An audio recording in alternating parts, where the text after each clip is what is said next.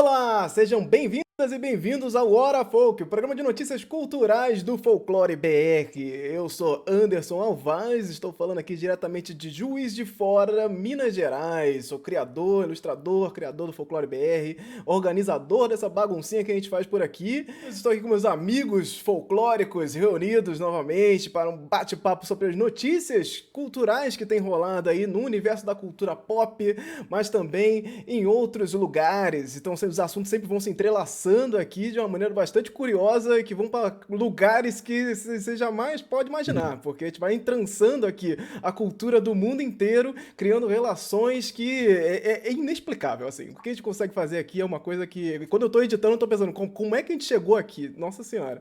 Mas dão cortes maravilhosos e pessoas inteligentíssimas que nós reunimos aqui constantemente. Então, muito obrigado a todos vocês. Estou aqui também com Lorena Herrero. Lorena. Opa, boa noite, galera. Aqui é a Lorena, eu sou ilustradora, sou quadrinista, tô falando aqui de Curitiba, Paraná, mas eu sou brasiliense. E é isso aí, galera. Vamos bater os papinhos de hoje com companhias maravilhosas, né? Perfeito. André Costa. E aí, pessoal, aqui é Andrioli Costa, do Colecionador de Sacis. Eu falo aqui da Tijuca, porque já me falaram que eu tenho que dizer que eu moro na Tijuca, não no Rio de Janeiro, que é uma cidade à parte. Ih, tá virando barrista já. Mal chegou, esse tijucano. Ô, Estamos Tony aí. Hell. Oi, Anderson.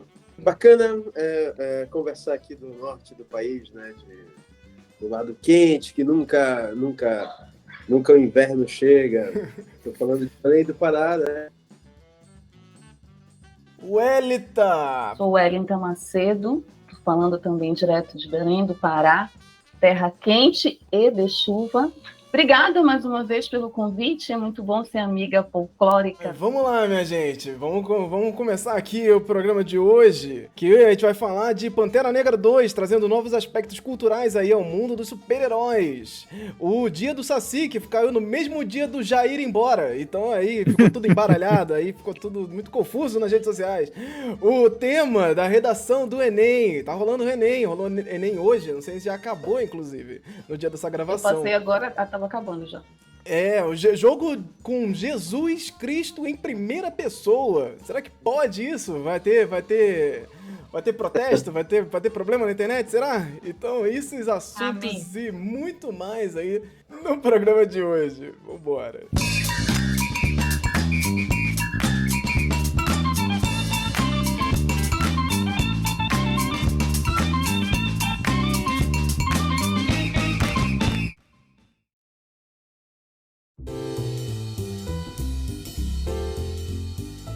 Bem, começando aqui com o nosso primeiro assunto de hoje, que em parte, o Dia da Consciência Negra, né? Que é o dia que a gente está gravando aqui o programa de hoje, dia 20 de novembro, Dia da Consciência Negra, e uma data importantíssima. Em alguns lugares do país ela é feriado, mas na maioria não. É uma data que pra gente celebrar, uma data, de fato, ela não pode ser deixada passada de lado, despercebida, né? Que essa data que ela foi criada aí, baseado no dia que seria a morte de Zumbi dos Palmares, né? Então, figura fundamental aí da nossa história, que a gente tem aí o 20 de novembro, que é uma ideia que já é colocada desde os anos 70, mas ela só ganha força mais recentemente e entra aí pro calendário oficial do Brasil como uma data comemorativa, né? Assim como muitas das datas que a gente tem aqui,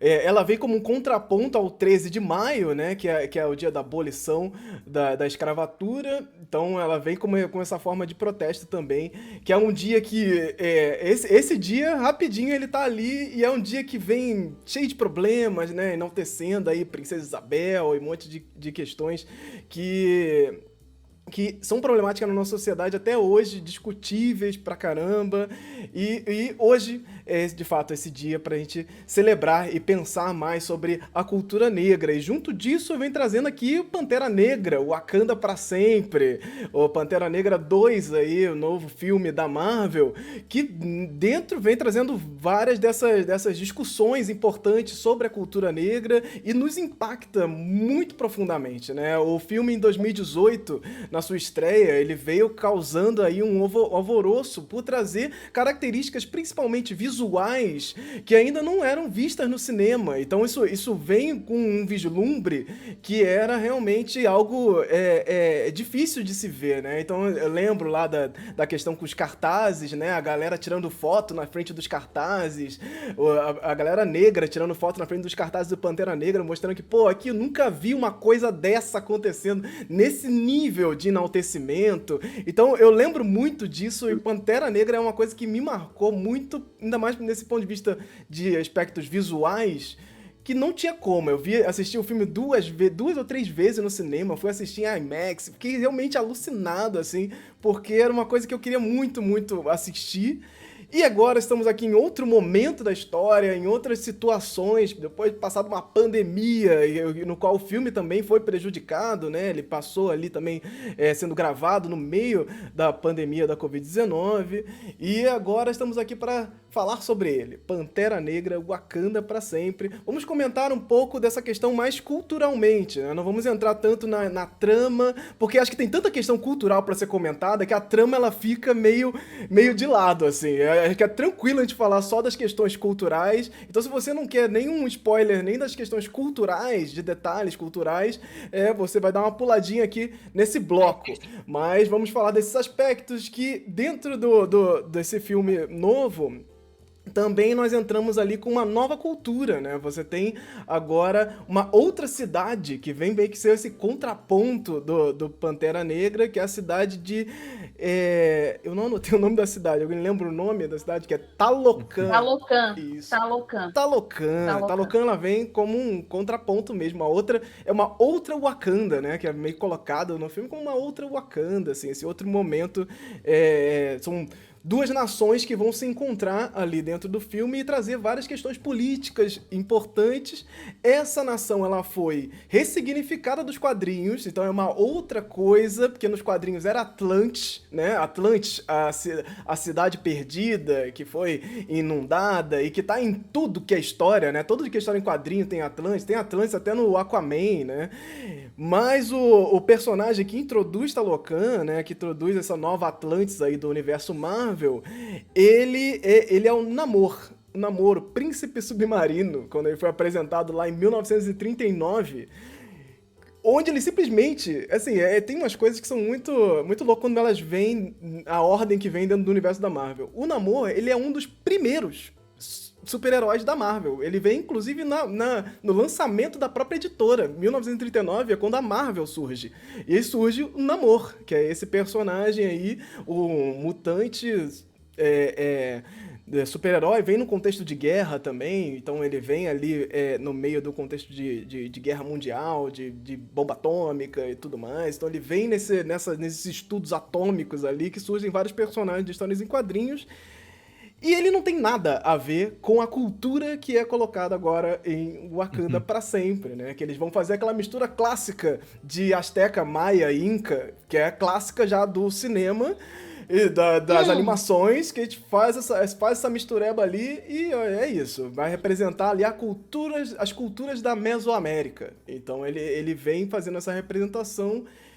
E vamos comentar aqui alguns detalhes dessas questões, esses aspectos culturais, mas sem spoilers. Eu quero saber de vocês aí, o que vocês acharam, qual o sentimento de vocês aí para Wakanda pra sempre? Bom, a primeira coisa que eu tenho que dizer é que eu não vi o filme ainda. Quem viu? Bom, Isso é uma boa. tem- Quem viu? Eu vi. acabei de chegar do cinema. Eu acabei de Só a ver. Lorena não veio. Eu vi semana passada. Tá fresco. Eu não vi ainda, não. Tô muito desfalcada do cinema ainda.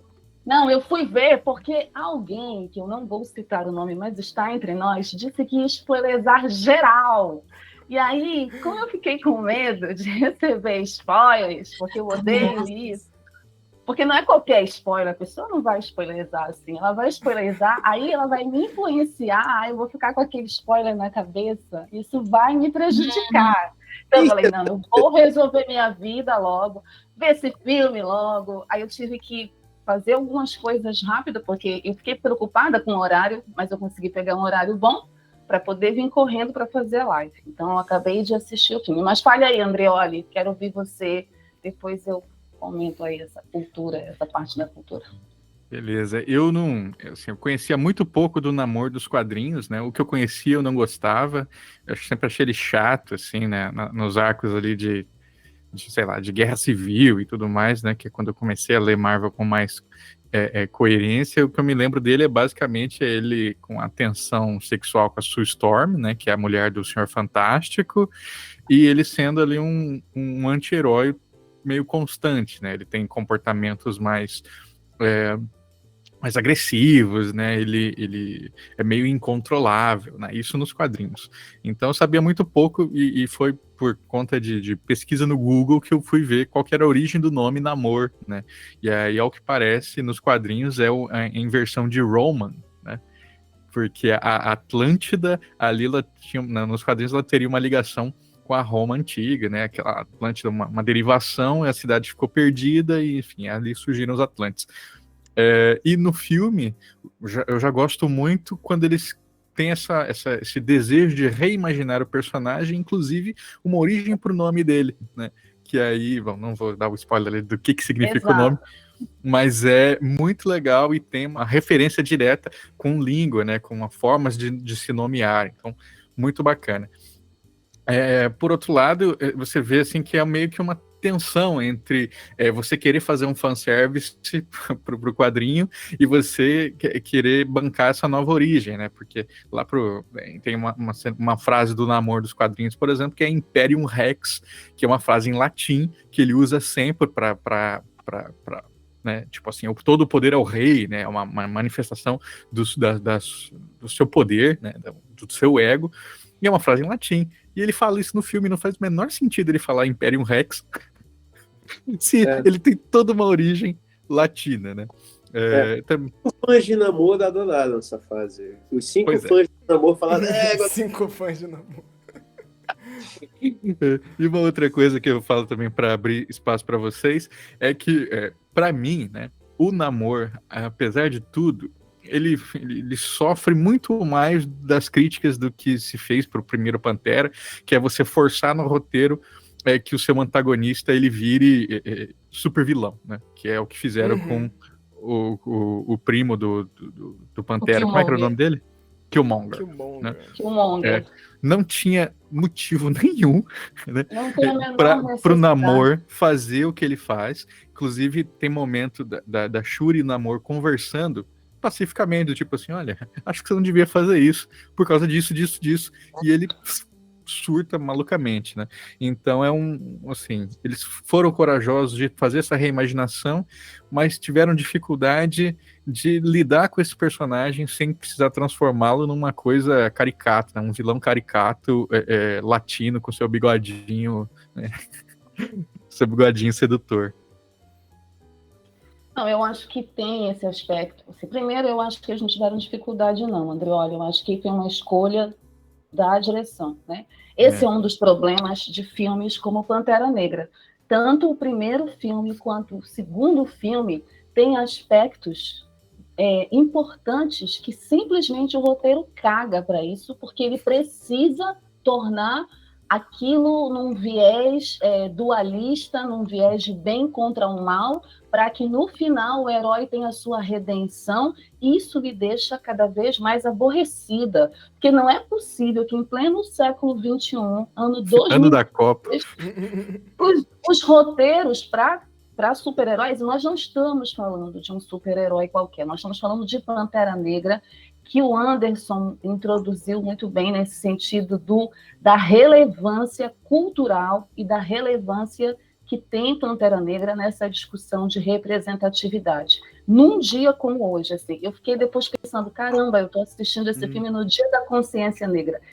Há 4 anos, eu fui com os meus filhos assistir Pantera Negra. E a gente viveu todas essas sensações. Nós tiramos foto na frente do cartaz, nós fomos todos bem arrumados, porque era essa coisa do negro mostrar o seu estilo, a sua cultura. Então, fomos de turbante, os meninos foram de black power. Teve toda essa cerimônia, esse ritual. Eu acho que é isso, né? Um ritual mesmo. E, inclusive, no filme, uma das coisas que mais me aborrece é a Shuri não respeitar os rituais, por incrível que pareça. Eu já dei um spoiler aí, mas é isso, porque me irrita muito isso no filme. Mas ela não toma nem vacina, né? Sacanagem. Sim. Pois é, aí fica muito complicado. Mas aí vamos voltar para esse aspecto da cultura. Por exemplo, eu não conheci o Namor, não conheço o Namor dos quadrinhos, fiquei muito afim agora de conhecer, de ler as histórias, de ver quais são as similaridades e dispersões, né? O que tem de parecido. Eu adoro o Tenoch Huerta, ele está maravilhoso no papel, né? E, assim, eu acho que toda aquela parte da mitologia é muito bem trabalhada no filme. Eu gosto muito da construção de Talocan, eu gosto da construção dessa cidade, né? Gosto como ela é exibida no filme. Acho, sim, que apesar dos estadunidenses sempre tratarem as culturas mesoaméricas como se elas fossem todas iguais, que é isso, né? Faz uma mistureba e joga no filme. Né? Mas, ao menos, isso proporciona que o público queira conhecer mais dos maias, dos astecas. Quem não conhece, quem nunca ouviu falar, quem ficou encantado com a representação, com a forma das figuras, das personagens, eu achei bárbara toda a questão da caracterização das personagens, das mulheres, né? Eu gosto muito da força dessas personagens. Foi a coisa que eu mais gostei do filme, foram eles. Foi Namor e todo o seu povo, foi o que eu mais gostei. Essa parte foi maravilhosa, assim, foi muito bem retratada, desenhada, e eu gosto de como o Namor, assim, tem duas coisas no filme, tem uma frase no filme que é repetida 2 vezes, e que eu acho que essa frase ela é emblemática para a gente entender por que o Wakanda para sempre existe. O importante não é o como, é o porquê, né? Essa frase é repetida 2 vezes, em 2 momentos importantes do filme. Então, entender o porquê das coisas serem como elas são, desse filme existir hoje numa outra conjuntura que é completamente diferente da conjuntura de 2018, tendo não só a questão da pandemia, mas a morte do protagonista, do ator principal, eu acho que é importante para a gente entender esse filme, entender as escolhas que foram feitas pelo diretor. Não são escolhas que eu gosto, particularmente falando, mas entender a relevância desse filme hoje na cultura pop, que não é a mesma de 4 anos atrás, e que vai ter influências se continuarem fazendo filmes do Pantera Negra, né? Ou filmes derivados do Pantera Negra. Essa questão do Chadwick, a morte do Chadwick Boseman, é uma coisa que eu realmente não coloquei aqui na introdução e que é fundamental também para mudança no roteiro do filme, né? Porque o filme já estava em planejamento, já estava em andamento da produção quando o Chadwick morre e isso impacta toda a produção de toda forma. Simplesmente você perdeu o ator principal, mas a pessoa extremamente querida e que ajudou na construção da própria obra, porque por exemplo, né, o Chadwick, ele que sugere o uso do Xhosa como a língua de Wakanda para a produção de Wakanda para sempre, e sugere o ator que faz o pai dele, né, para a produção do filme lá na época do Vingadores de Guerra Civil, que é quando ele entra ali, começa a introdução de Wakanda ali no filme dos Vingadores. Então, assim, ele tem uma função fundamental, então isso vai impactar também o filme, que vendo todas essas questões, analisando esse cenário onde o filme ele é construído, conseguiram fazer um puta trabalho, porque o filme foi virado de cabeça para baixo. Imagina a produção e todo o envolvimento, não só de produção técnica, mas como emocional das pessoas que estão envolvidas naquilo. É um baque absurdo, assim. Eu acho que com isso eles conseguem... Ele era o melhor amigo do Ryan Coogler, né? Então, assim, quem é o diretor desse filme também é importante entender, para a gente entender, inclusive inclusive por que o filme é do jeito que ele é. Acho que isso é o mais importante. Cada um de nós aqui vai assistir o Wakanda para sempre e vai ter impressões e vai ter a sua opinião particular, mas saber que esse filme ele é de um cara que em 2018, né, tinha um projeto, né, queria colocar esse filme lá e contou com a ajuda do protagonista, que não só protagonizou o filme, mas como fez também todo um trabalho por trás para convencer executivos, para convencer a produção de que tinha que ser de uma forma e envolver o elenco, né? Porque não é que o Chad só fez o Pantera Negra, ele fez todo mundo vibrar. O Michael B. Jordan fala isso em várias entrevistas, quando ele vai falar do Pantera Negra, né? O Chad construiu essa rede mesmo, onde todo mundo estava envolvido com aquele filme, com aquela história, para contar aquela história. Por isso é muito foda assistir o Wakanda para sempre sem ele. Para mim foi. Teve um momento ali de catarse minha ali. Mas, assim, é um outro filme. Não é o filme de 2018. Eu quero ouvir o Otaniel ainda sobre a opinião dele, mas só para aproveitar, já que a gente falou da morte, uma pergunta para vocês. Vocês achavam em algum momento que Pantera desse filme seria outra pessoa? Porque eu achei. Eu achei. O tempo inteiro eu olhava assim e falei, tá, vai ser essa personagem aqui, eles vão trocar. Mas não, o roteiro foi... Ele seguiu no básico, assim. Eu falei, tá, puta, que droga. Não achei. Não queria que fosse ela, porque ela não respeita a tradição. Eu também não queria que fosse. Eu achei antes de assistir, porque antes de assistir eu tava com essa esperança. Eu não sei se eu achei ou se eu estava muito com esperança, porque ficou meio misturado isso, porque eu tava muito que, cara, porque tinha uma personagem que o que fazer com ela, assim, tipo, ela... Assim, essa personagem, ela tava aqui e ela foi destruída. Aí eu pensei, pô, ela vai voltar como Pantera. E não foi. Aborrecidíssima com isso. Sim. Calma, segura. Mas fala aí, Otonel, seus sentimentos, sem spoilers, atenção. Sem spoiler! Não, o filme, ele precisa... a gente precisa entendê-lo, assim, com as condições de possibilidade que ele é feito, né? A minha experiência no filme, por exemplo, foi chegar lá e um cara ficar com... O filme já tinha começado e o cara tava com o celular dele ligado, né? Aí ligado na nossa cara, aí eu falei, ei, cara, desliga a luz! Aí o cara gritou lá, eu não posso, eu sou cego, sabe? E por que ele fez isso? Aí o pessoal do cinema ficou contra ele, né? Porque ele tava com a luz na nossa cara. Aí eu fiquei pensando, por que diabos o cara tá fazendo isso, sabe? Por que o cara faz isso? O Wakanda Forever, apesar de todos os percalços, é um filme que, diferente desse cara, é uma comunidade agindo continua vivendo. As pessoas particulares, elas se perdem, né, pelo caminho e tal. O rei está morto, longa vida ao rei, mas a comunidade continua. Então, o filme é um acontecimento por si só. Assim. Você ter feito ele nesse cronograma, nesse tempo da Marvel, que, olha, atrasou um pouco, mas a gente não pode atrasar, que tem que acabar a fase 4 e tal. Então, não é uma obra artística somente, mas é uma obra de uma indústria. E o cara não ter...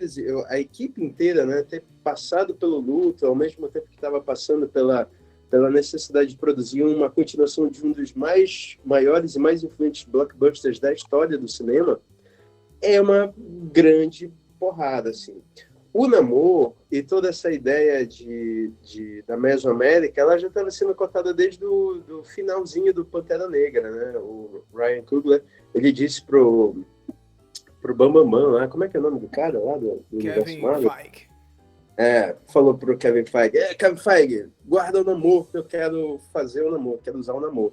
Então, essa ideia de dar num segundo capítulo essa outra dimensão, que é uma dimensão de representatividade muito semelhante ao que o Pantera Negra trouxe, né? Assim, eu vendo depoimento de gente dizendo, poxa, eu levei minha avó, que é que mora numa vila em Yucatán, e aí ela fez questão de ficar traduzindo todas as falas em maia pra gente, apesar de ter legenda, mas ela fazia questão de traduzir. E ver o ator que faz o Namor, qual é o nome dele? Tenoch, né? Tenoch Huerta, né? ele dizendo assim, pô, sempre fui contratado para fazer papéis de gente pobre e papéis de alguém assim, envolvido com crime, e agora eu sou um super-herói, sabe? Ninguém vai me tirar isso de eu ser um super-herói. Eu com a minha cara, eu com a minha compleição física, que eu adorei a compleição física dele, me senti muito representado, né, pela barriguinha dele, assim. Eu também adorei. Eu quero dizer, assim, que os meus olhos, assim, foi muito lindo assistir. Assim, desculpa, eu fiquei empolgada. Desculpa a opinião. Não, eu não sou que nem o meu coleguinha desenhista, né, que falou, o super-herói tem que ser musculoso. Eu adorei aquela concepção. E assim, André, olha, como tu, eu vejo que, assim, eu li o Namor, né, eu leio o Namor há um tempão, e o Namor sempre, assim, esse personagem, ele é muito diferente do Namor nos quadrinhos. O Namor, ele tem, desde o início dele, né, dos anos 30, ele surgiu em 39, né, ele veio como um vilão ele já era um vilão, né, ele lutou contra a Tocha Humana. Essa passagem até é retratada de novo naquele Marvels. Então ele ataca Nova York, ele traz os Atlantes para atacar Nova York e tal, porque ele tem esse lance do Império Rex, desse lance da expansão mas ele tem também um lance de uma empáfia muito grande, né, com relação a ele ser o perfeito. E esse Namor é diferente, ele é muito mais legal. Ele chega lá em Wakanda, cara, que lugar bonito, que ar legal.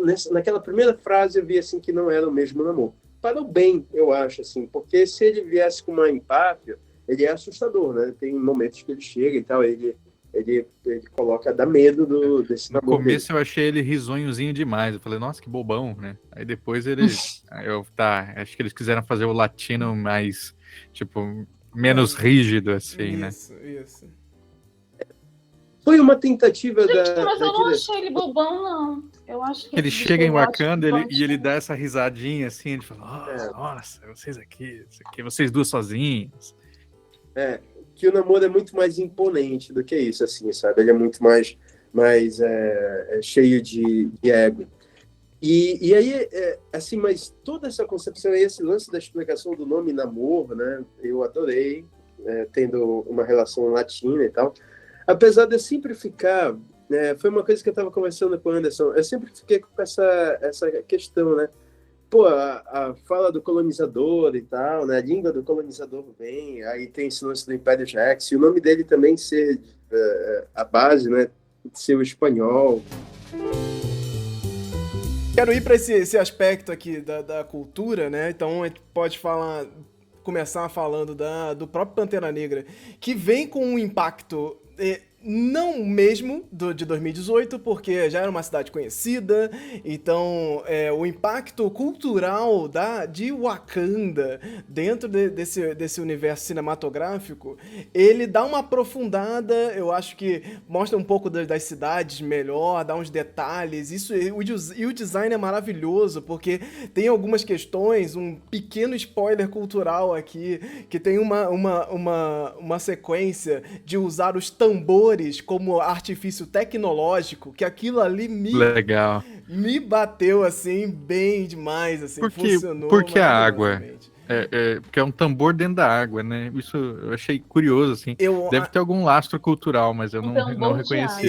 Eu acho que a água sempre tem uma relação cultural forte do banho, e eles têm uma coisa ali do portão onde a tecnologia acontece, ela acontece na água. Então eu acho que é uma coisa que ele tá se comunicando como se a água que estivesse correndo ali nos tambores fosse a água desse rio ou daquele lago ali. Então ele tá se comunicando com o tambor dentro da água, uma ação direta ali que faz essa coisa acontecer. E essa relação tecnologia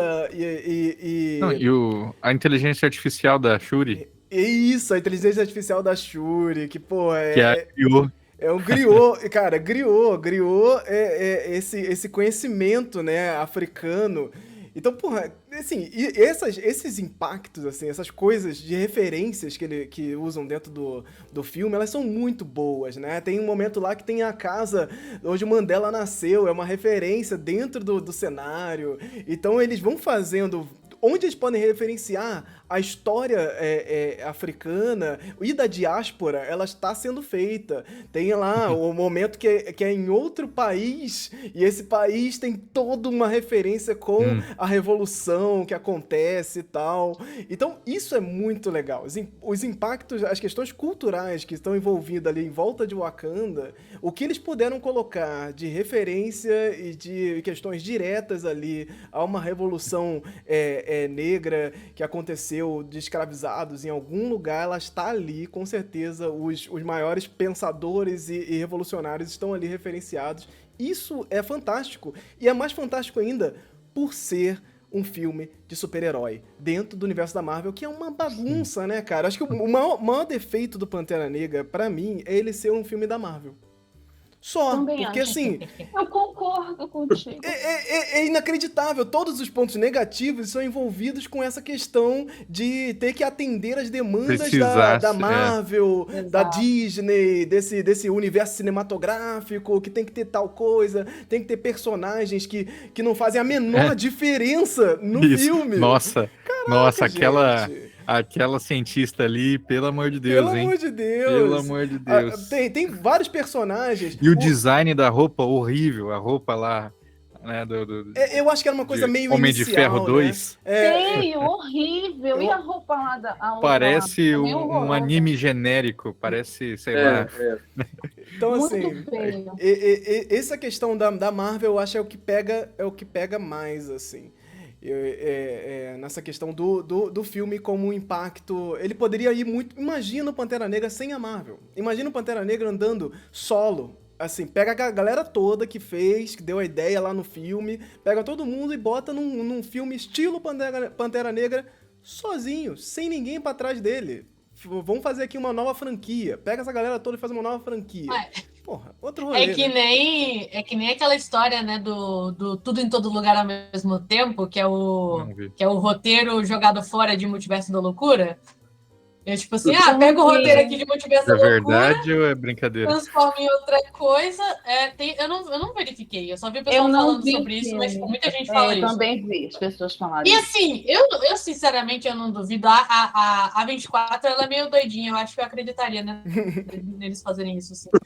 Mas, Lorena, eu quero ver de você aqui, porque a cultura, ele já falou aqui várias vezes da cultura maia em Azteca e como eles fazem essa mistureba aqui, e que às vezes funciona, às vezes não, mas a representação ela é muito importante, né? A forma como você referenciar povos da Mesoamérica já é importante no universo pop, você fazer isso, pô, que bom que estamos fazendo isso, que estamos falando disso, né?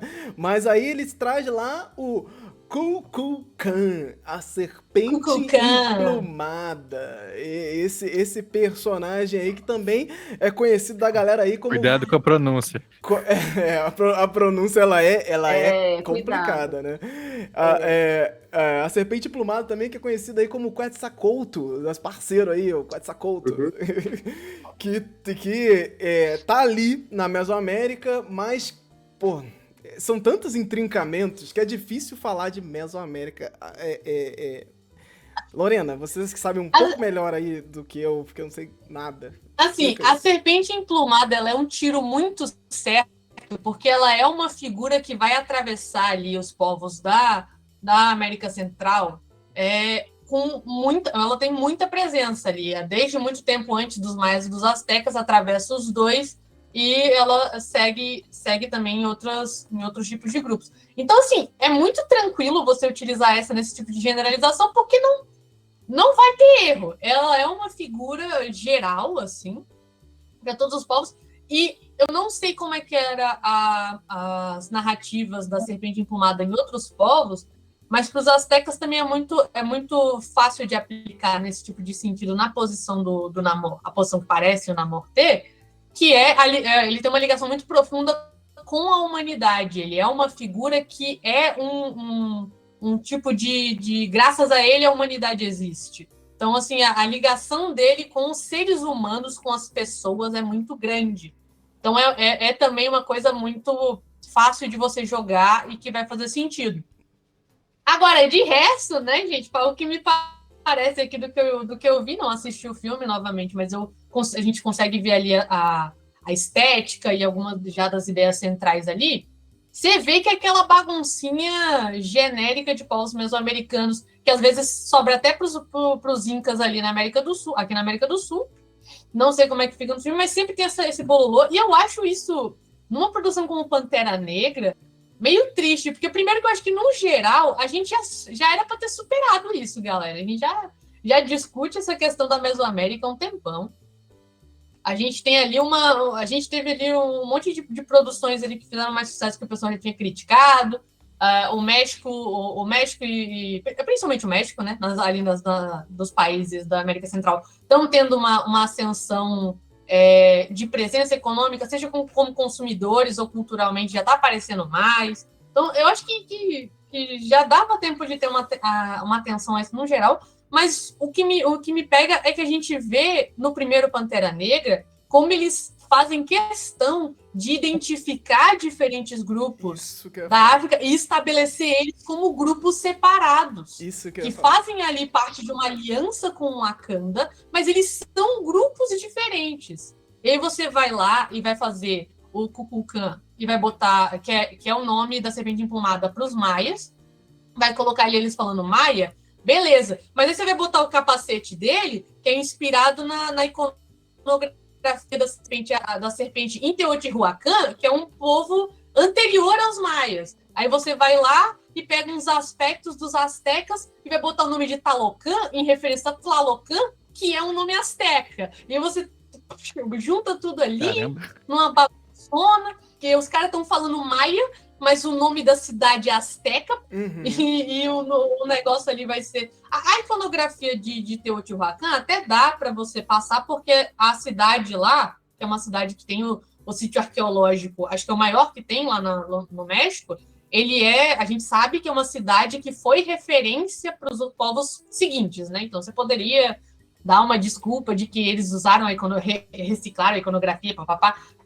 Essa mistura de asteca com maia é uma bagunça que já dava para o pessoal ter começado a se atentar mais. Então, eu acho que a gente ainda tá engatinhando muito nessa questão. Acho que ainda tem que ter muito namoro aí para a gente conseguir entrar nesse caminho de... Muito amor.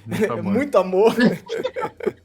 Para a gente conseguir entrar nesse caminho de uma discussão sobre essa diversidade indígena nas Américas e tal, uma discussão mais aprofundada, principalmente nesse campo da cultura pop que tende ao genérico por causa do mercado. Gente, é pra atingir, eu preciso, papum, eu preciso que o bonequinho faça isso, atinja tais pessoas e faça tal coisa. Isso é cultura pop, isso é o mercado exigindo esse genérico. O mercado exige o genérico. Então, o Wakanda faz isso melhor. Porque na hora que você coloca esse conselho de lugares diferentes, com culturas diferentes, você vê lá aquele senhor com aquele alargador na boca, você vê essas diferenças culturais. Os anciãos, né? Você vê o conselho dos anciãos. Você vê essa diferença ali nesse conselho. Você consegue entender que a África representada ali, ela é diversa, ela tem caminhos, olha, esse grupo aqui não é igual esse aqui, beleza. Ali é um bom exemplo de genérico que funciona nesse sentido de diversidade, de mostrar diversidade. Senti falta disso na hora que você bota Talocan como algo muito destacado. Então na hora que ele vai ter esse encontro com colonizadores e tal, você não tem uma dimensão desse espaço de diversidade indígena ali, que talvez pudesse ter uma comunicação melhor, né? Como o Wakanda faz. Mas se a gente pensar na origem que é apresentada para esse povo, né, é uma origem super local, que tipo assim, são esse grupinho aqui, e eles vão virar o que o Namor vai falar depois, que é um exército maior do que o Wakanda, que não é tão visível isso, né, porque veja, quando eles estão dentro do mar é tudo escuro, a gente não tem uma visualidade tão grande de que tem essa imensidão tão grande que é prometida, né. Porque pode ser, Anderson, né, um micro-universo, assim, imaginando no roteiro, que pode ser um recorte daquele povo, mas é isso, o que o André resgata da fala do Namor é verdade. Ele fala, o exército vai ser muito maior, então subentende-se que tem outros povos ali que devem aparecer, que vão aparecer. E seria maravilhoso se ou que se derivaram dali, né? Tipo, aquele mesmo grupo, ele tem vários filhos e se mudam, e sei lá. E seria maravilhoso se a Marvel se o Ryan Coogler resolver contar a história desses povos, né? Se um dia, né, resolver filmar a partir do Namor, porque o Namor não é um vilão. Eu acho que é mais isso que o Otoniel falou na explicação da origem dele. Ele está mais para um anti-herói, alguém que também, na linha do Killmonger, contesta as coisas, pelo menos no cinema, né? No quadrinho eu não sei, eu quero ler. Mas no cinema ele se apresenta mais como um anti-herói do que como um vilão mesmo, que quer destruir por destruir. Lorena. Acho que dá para... Se a gente for parar a pensar, é um pouco parecido com o esquema que aconteceu com a introdução do T'Challa, né, que foi em Guerra Civil. A gente vai ter o T'Challa aparecendo em Guerra Civil, você não sabe como é o Wakanda ainda, e depois ele tem o filme solo. Então seria legal se isso acontecesse. Eu acho que o que torna um pouco mais difícil eles resolverem a situação do Namor e de Talocan é que eles já apresentam um pouco dos aspectos gerais de Talocan. Então você já sabe que é uma mistureba ali, e para você resolver isso depois, aí já fica um pouco mais complicado. Mas eu acho possível de se trabalhar assim. Eu acho que dá pra galera vir com essas coisas depois. Só não sei se um herói como o Namor vai ter o espaço que Pantera Negra tem, né? Eu não faço ideia de como é que eles vão levar isso pra... Mas eu queria dar um crédito pra a questão estética, independente de qualquer análise cultural, assim, porque eu acho, assim, que a última produção, grande produção mainstream, falando sobre os maias, foi aquela praga do Apocalipto, né? E ela é uma desgraça estética, cultural, ela é uma bagunça ali, o cara consegue, o Mel Gibson consegue errar em praticamente tudo, é impressionante o que o cara faz no trabalho, assim, e a estética que se criava ali, por mais que ele seja um filme bem mais tentando focar na história, no que acontece, né, no que aconteceu na história humana de fato, eu acho que nesse sentido consegue ser até pior, porque ele apresenta uma série de inverdades e cria aquele visual, perpetua aquele visual sanguinolento ali dos povos mesoamericanos, tudo muito visceral, vamos destruir, não sei o quê, papapá. E aí, mesmo que em Pantera Negra,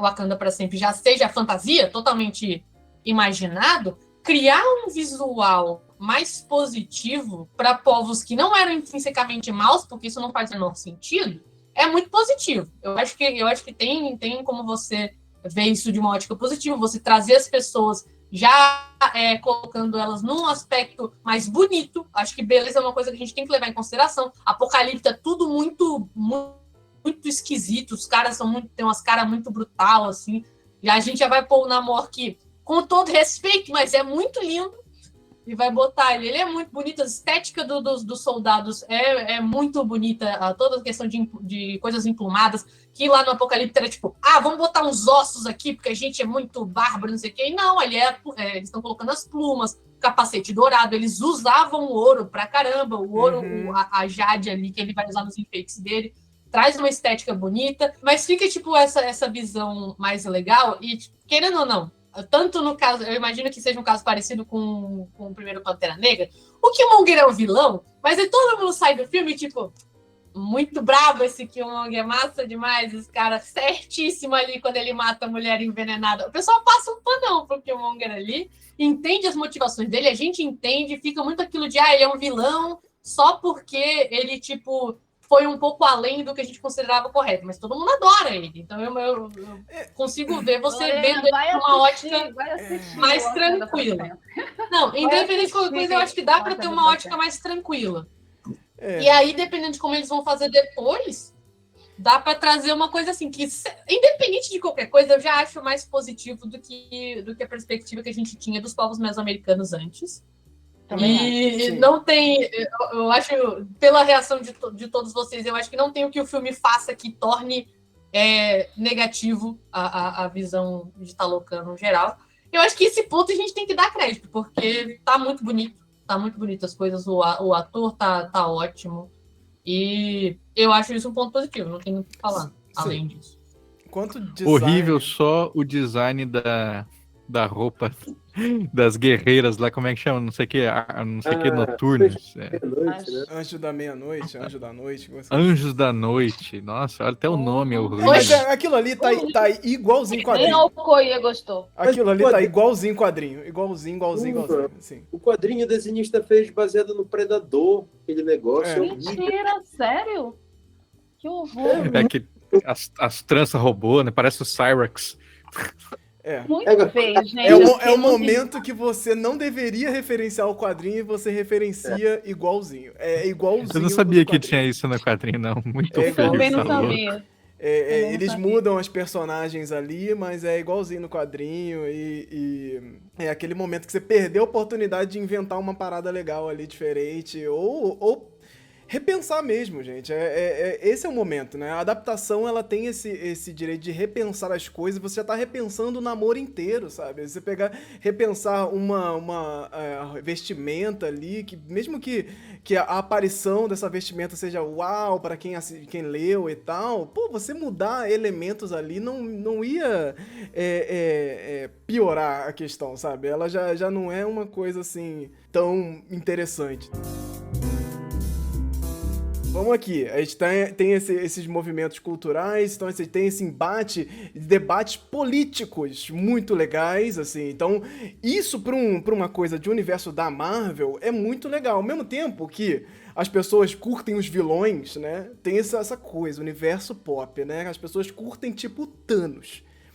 No último filme, né, que foi o Thor, Amor e Trovão, eles fazem piada com Thanos dentro do universo cinematográfico da Marvel de uma forma que eu acho que é uma loja é uma loja de comida que faz uma referência lá à Manopla do Infinito. E assim, uma loja de comida fazendo referência à Manopla do Infinito, que é uma arma que o personagem Thanos simplesmente eliminou metade da população do universo. É nesse universo que o Wakanda pra sempre se encaixa. Nesse universo onde você pode ter piada com o holocausto, sabe? Piada com genocídio e uma coisa que eles têm uma dificuldade de lidar com essa questão do luto por conta desse universo do entretenimento de ação, né? Tudo ação, é tudo montanha-russa, diversão e tal. E na hora do luto, as coisas ficam meio...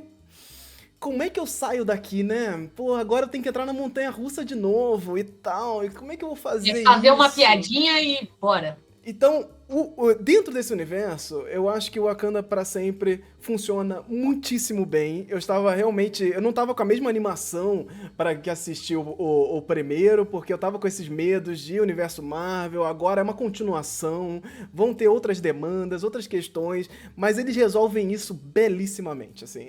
O conjunto da obra, pra mim, é bastante impactante para a gente sair do cinema discutindo. Vi muita gente falando dessa questão vai representar dois povos que são minorias nessa discussão política, se degladiando e tal, um contra o outro. O vilão, ele é indígena. Pô, que questão estranha de representar um indígena. De novo, nós estamos nessa questão. Não é a mesma coisa. Não é a mesma coisa. Temos outro tipo de discussão. Inclusive, essa discussão está no filme. Isso que é legal. Essa discussão, ela tá no filme.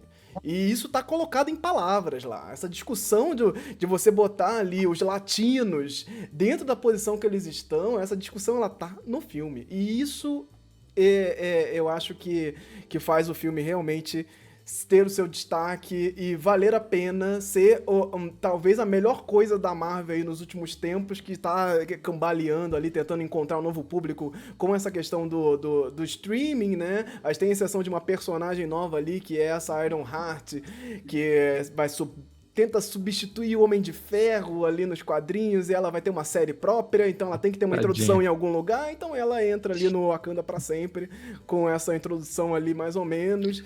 Funciona. Vocês sabem quanto eu odeio crianças prodígio, né? Agora, adolescentes prodígio também. Porra, é difícil, né? Eu tenho 17 anos e eu resolvo, sei lá, construo um robô da NASA aqui na minha garagem. Porra, eu acho isso tão idiota. Mas Isso que já tem o Homem-Aranha fazendo isso, né? Não, Aí o que dois mais tem... adolescentes prodígios. O que mais tem em um universo de super-herói é isso. Porra, todos isso. os gênios do universo super-herói, principalmente da Marvel, todos eles são gênios desde Criança, sempre. Assim, eles são geniais absolutos, assim, eles nasceram já fazendo a maior cálculo matemático de todos, e todos os personagens são assim. Eu não sei se isso não é uma representação do roteirista barra diretor, tiozão, 40 anos, assim, já pensando, nossa, esses jovens conseguem fazer coisas que eu não consigo. Eu acho que no caso dela é interessante, assim, porque ali tem um ponto. É aí que tá, né? Quando você coloca isso no Homem de Ferro, é o cara que é genial, milionário, não sei o que, papapá. Porra, dá uma cansada. Mas quando isso tá dentro de uma personagem, uma menina negra, porra, sendo colocada naquela situação, porra, universitária, ali, inteligentíssima e tal, o impacto que isso tem é completamente outro. Não é olhar para o Homem de Ferro e falar, gente, pô, eu quero ser o Homem de né? Ferro, eu quero ser o Elon Musk, sabe? Oh, meu Deus, é outra parada. Então acho que isso funciona um nesse outro sentido. momento.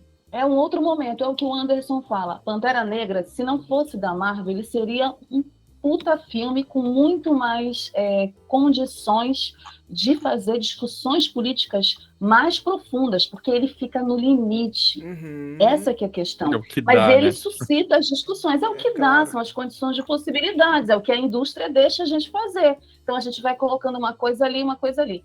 No geral, eu não gosto do filme. Mas eu gosto da discussão política que o filme traz, eu gosto de toda essa parte do namoro, porque tem outras coisas que no conjunto eu digo, poxa, é isso então, sabe? Mas esses aspectos positivos que o Anderson coloca, eu tenho total acordo, eu acho que isso é o que vai fazer valer a pena comprar um ingresso e assistir o Wakanda para sempre, por conta dessas questões, porque de todos os filmes, desde o universo cinematográfico, que a Marvel cria e cria todos esses problemas depois para a gente, né? Para essa geração, inclusive, de cinéfilos, uma Pantera Negra é o filme mais político da Marvel. Ele é o filme mais político dos super-heróis. E ele é por todos esses elementos. Ele é por isso que o Anderson falou, porque não é a mesma coisa o Peter Parker ser o menino lá, que é um menino pobre, mas é um menino branco, pobre, né, classe média assim baixa, e tá lá sendo apadrinhado pelo Tony Stark, não é a mesma coisa da Riri Williams. Williams. São outras questões, sabe, que ficam subentendidas ali, que talvez a Marvel vai desenvolver com o filme próprio, do Coração de Ferro e tudo mais. Então, isso para mim é positivo, sim. Para as meninas hoje, minhas sobrinhas, né, as filhas das minhas amigas, assistirem Wakanda para sempre e verem a Coração de Ferro, pô, isso é fantástico, isso é maravilhoso. Como ver a Shuri, não gosto dela, mas ver a Shuri é positivo nesse aspecto, né, da menina cientista, inteligente, ela é chata pra caralho, mas eu acho ela muito chata, ela tá muito chata nesse filme, eu fico com ódio dela o filme todo, mas... Eu imaginava, eu achei a interpretação legal da atriz. Da Letícia Wright? Tentei tirar esse ranço, né, que a gente... Eu até falou, olha, fica calada aí sobre vacinas e tal. Mas eu acho que ela teve uma exigência maior, né? O papel dela foi mais exigido. Eu acho que ela correspondeu, mas eu não gosto dela. É difícil. Ela foi escrita para ser chata, né? O personagem é isso, né? É isso. Essa resolução, ela realmente não desce muito bem, né? Porque além da atriz ter feito esse contraponto ali da pandemia, que ficou um ranço absurdo, rolaram até petições para tirar a atriz do filme enquanto o filme estava sendo finalizado, porque ela foi contra a vacina e fez essa posição várias vezes em rede social, e isso criou esse ranço que ficou difícil realmente de resolver ali, e ali a resolução deles é dar mais destaque para ela. O que cria uma certa ironia, né? Que ela é essa mulher da ciência, né? E cria essa ironia gigante. Tipo, eu não consegui salvar o meu irmão a tempo, ele estava doente, eu não consegui dar o remédio para ele. Mas enfim, gente, é assim, o Wakanda pra Sempre é muito importante, acho que é um filme que tá aí pra realmente ser assistido, assistir de novo e levar... O que eu penso muito são nos professores. Eu sempre, quando eu olho esses filmes, assim, com essas discussões, eu lembro dos professores que estão dando aula lá pros jovens, adolescentes e tal, e trazem discussões políticas que às vezes não tem nem menor graça. Ai, o que eu vou fazer? Geografia política de novo, essa coisa e tal. E você traz um Wakanda pra Sempre no meio da discussão, putz, dá um brilho na coisa, sabe? A gente consegue trazer temas extremamente importantes para um público que não tá tão conectado com essa temática.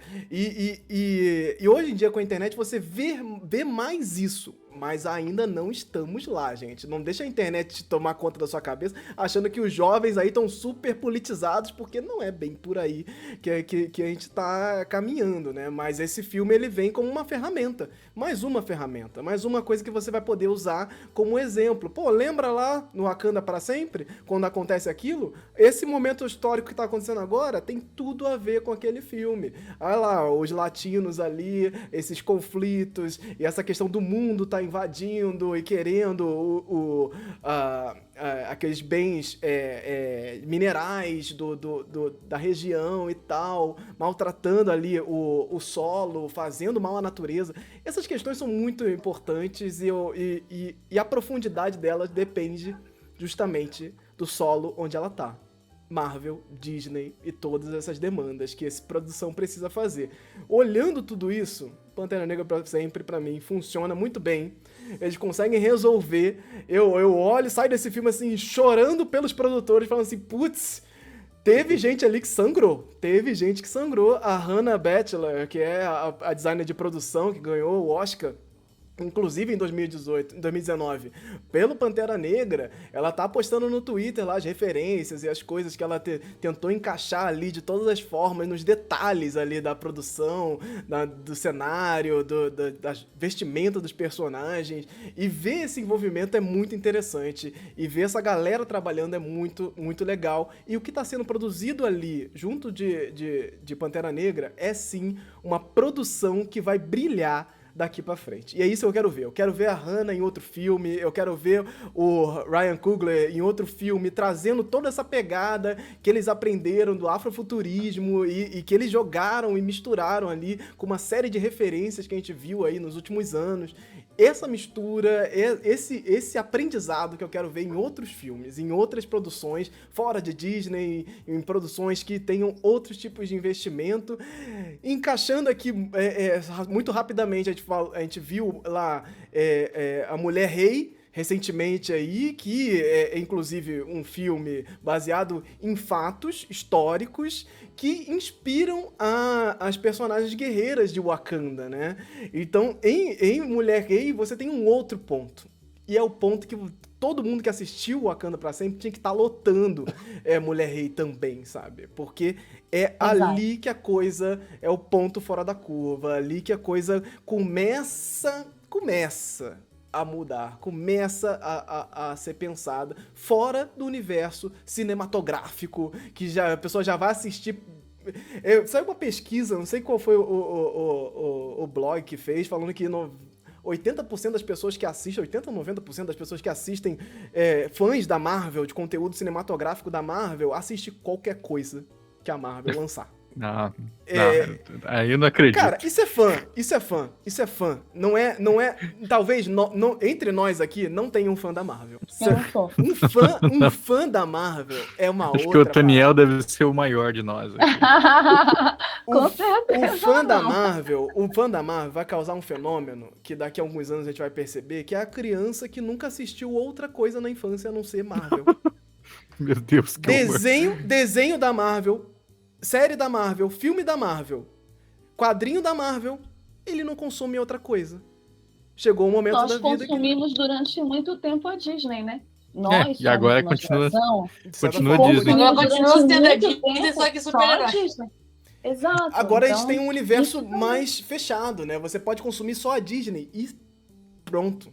Só mesmo. Assim, mais nada. Você pode fazer esse Só universo Disney paralelo. e E é Felipe por Neto. isso que o Não, Lucas monopólio Neto. tem que acabar. Vamos ver o que vai ser desse futuro aí. Assistam Wakanda pra sempre, em breve aí vai estar no Disney Plus também, em breve vai estar nas pirataria aí. Assista do jeito que der, porque é importante sim, pra você ver e se embrenhar nesse universo, olhar esse universo ali e se inspirar também. Se você produz, se você pensa, pô, consuma mais coisas nesse sentido. A gente tá falando aqui no Dia da Consciência Negra e é muito importante pensar que qual é a função das pessoas não negras nesse universo também. Consuma, vá atrás, corre atrás de pessoas negras que estão aí produzindo conteúdo, que estão aí escrevendo, que estão aí fazendo a coisa acontecer. E eu volto aqui a falar, eu sempre trago essa dica, que é, olhe pro sua lista do que você tá assistindo no streaming agora. Quantas séries pretas, produzidas por pessoas pretas, você tá assistindo?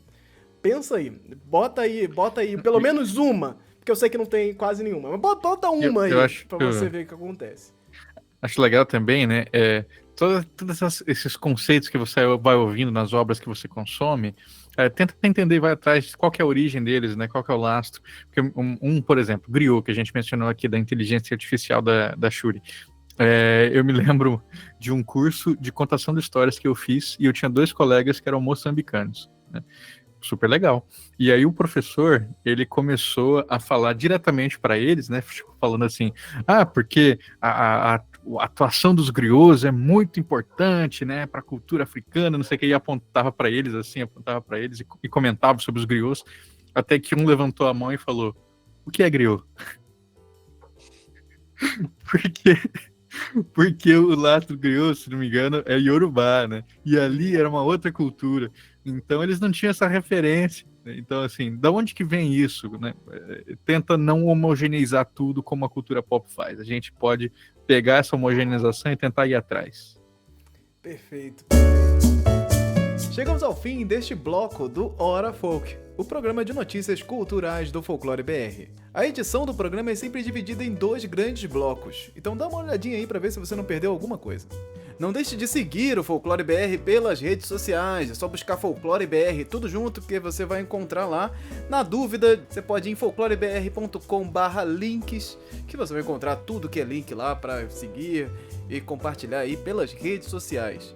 Não deixe de reagir aí, seja lá no programa você estiver ouvindo, no Spotify, no Apple Podcast, tem lá umas estrelinhas para você colocar e deixar aí as suas impressões sobre esse programa. Isso vai com certeza somar bastante aqui pra gente. Gostaria de deixar aqui um agradecimento especial aí para os nossos primeiros apoiadores. Se você quiser, você sabe que você pode apoiar o Folclore BR lá em folclorebr.com/apoie. Você vai descobrir todos os links aí para chegar no Catarse, no PicPay ou também através de forma independente através do Pix. Então gostaria de agradecer aqui André Kenji Arakaki, Emily Yoshi Sasaki, Família Alves Misfield e Maurício Marim Edelman. E fica aqui meu muito obrigado e saibam que vocês estão ajudando a manter aqui esse projeto que eu tenho tanto carinho. Esse programa foi editado e produzido por mim, Anderson Alvaz.